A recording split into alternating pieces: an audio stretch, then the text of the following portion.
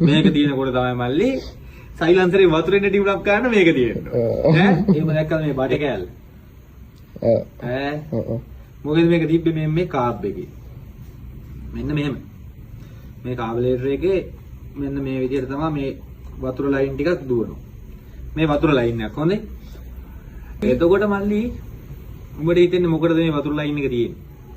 Petrol දාමතරව carb එකෙන් engine එකට වතුරක් යනවාද?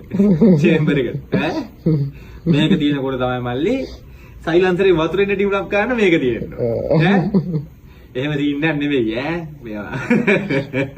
එහෙම තියෙන්නේ නෙමෙයි. මේකෙන් කරන්නේ රත් වෙච්ච වතුර පාරක් මේ කාබලේටරේ ටෝටල් බොඩි එක දිගේ දුවන එක. මහා ලොකුවට මේක වටේම කරකගෙන එහෙම යන එකක් නෙමෙයි. හරි? ඔයාලට පේන්නේ මෙන්න මෙතනින් මේ පැත්තෙන් මෙහෙම කරලා පිම්බාම මේක පේනවා මේක දෙකට බෙදිලා තියෙනවා. මේ බලන්න ඇවිල්ලා. බලන්න. මේක දෙකට බෙදලා තියෙනවා. මේ පැත්තෙන් මෙහෙම වතුර පාර ආවා. මේ පැත්තෙන් මෙහෙම ගියා. එන්ජින් එක හරි ටෙම්පරේචර් එකේ දුවනකොට ඒ කියන්නේ එන්ජින් එක පීක් පර්ෆෝමන්ස් වල තියෙන හොඳ ටෙම්පරේචර් එකේදී ඒ ටෙම්පරේචර් එකේ ඒ කියන්නේ වතුර රත් වෙලානේ තියෙන්නේ. ඒ වතුර පාරක් තමයි මේ ටෝටල් බොඩි හරහා යවන්නේ. සාමාන්‍යයෙන් අපි කාබලේටරයක් දුවලා ඇවිල්ලා බලනකොට අල්ලලා බලනකොට කාබලේටරේ සීතලයි. ඇයි හුලං යනවා පෙට්‍රල් යනවා ඒක ඇතුලේ වාෂ්ප ජීවිතයත් එක්ක ඒවත් එක්ක අර ටෙම්පරේචර් එක උරාගෙන මේක සීතල වෙලා තමයි තියෙන්නේ.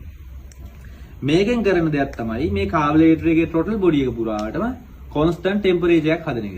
ඒ කියන්නේ එක හා සමාන උෂ්ණත්වයක් මේ කාබලේටරේ මේ ටෝටල් බොඩි එකේ මේ හැම කටක් ආසන්නවම ආසන්න වශයෙන් සමාන උෂ්ණත්වයක් හදන එක. මම කියන්නේ තේරුණාද? ඒකෙන් කරන්නේ මොකද්ද?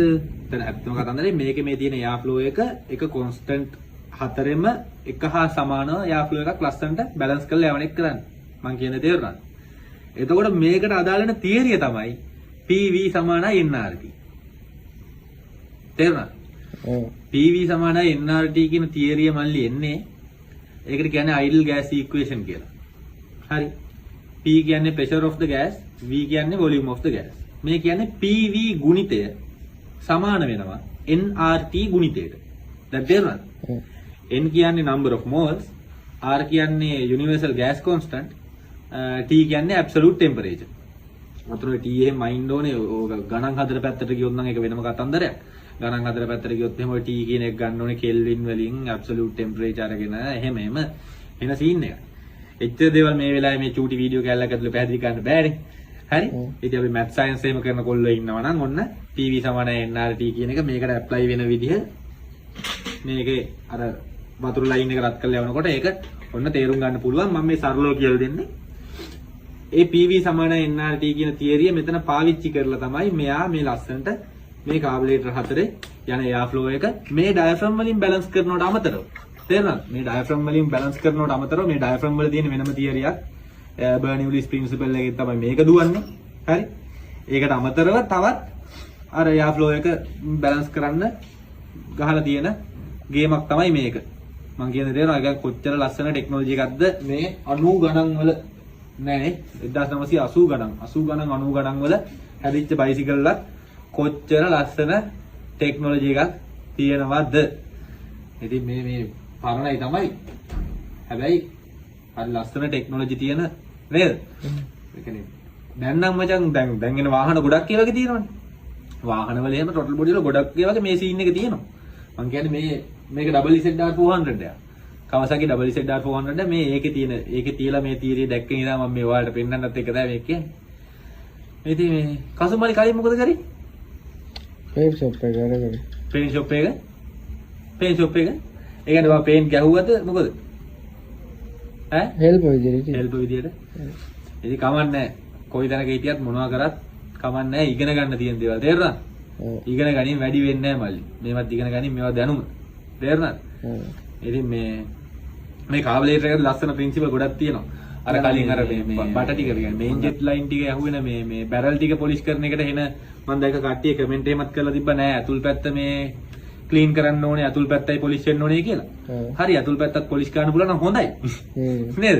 හොඳයි ඇත්තටම හොඳයි. මම මේ කිව්වේ එතන ඒ මම පොයින්ට් අවුට් කරන තියරි එක වෙන්නේ එයා ෆ්ලෝටේෂන් එයා සර්කියුලේෂන් අර බැරල් එක වටේ එයා එක සර්කියුලේට් වෙන්න තියෙන ෆ්‍රික්ෂන් එක තමයි මම අඩු කරන්න කියන්නේ.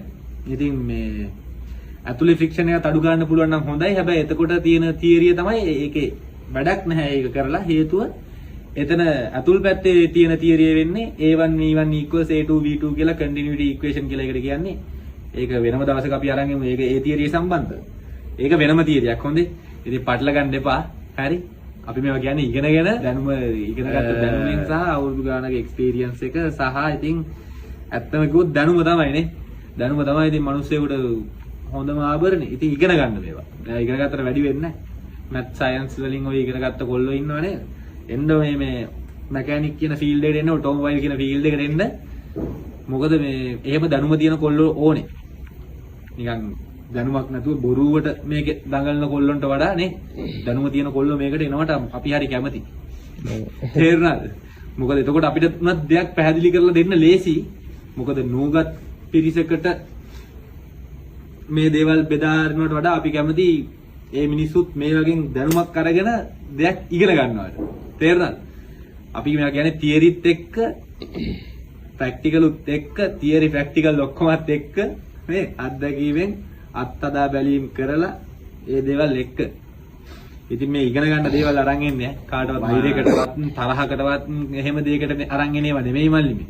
මේවා මේ හරි ආසාවෙන් අරන් අපි ඉගෙන ගත්ත දේවල් අස්පනා අපිට අපි දකින්නකොට අපිට සතුටුයි අපි ඉගෙන ගත්ත දේවල් ගැන. ඒකයි මේ වරන් ඉන්නේ. ඉතින් ඔයාලත් ඉගෙන ගන්න කියලා තමයි මේ වරන් ඉන්නේ. නැතුව වෙන දෙයකට නන් නෙවෙයි. ඉතින් ආයෙත් මේ වගේ දෙයක් හමුනොත් මේ අරන් එන්නයි නම් ජය වේවා.